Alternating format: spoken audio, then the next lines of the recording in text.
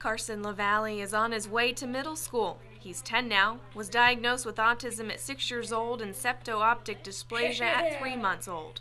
The condition slows brain development, impairing his vision and speech. LaValle requires one-on-one lessons with his teachers at Liberty Elementary in Ottumwa. The majority of his day is spent with the teachers, with the aides, and so they are the main ones to help him to learn different tasks. I'm standing outside of what Liberty calls the Severe and Profound Room.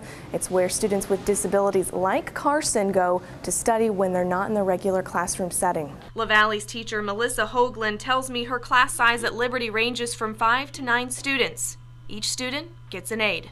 Hoagland keeps up with the latest technology and learning strategies several times a year. It's fun to do, and actually, like you said, each kid's unique, so it's based on an IEP. An IEP, which stands for Individualized Education Plan. In the 1990s, a federal mandate started with the Individuals with Disabilities Education Act, legislation that requires school districts to meet the needs identified on a student's IEP. That need is growing, but Iowa school districts aren't seeing growth in state funding. It's something educators in Davis County know all too well. We can't continue to expect schools to meet mandated requirements, government mandates, without adequate funding. About 10% of the student population in Davis County requires special education. A couple years ago, that number was 7%. The district's special education deficit last year was $470,000. That's alarming. That's a jump of more than $200,000 from the year before. Whether the money is there or not,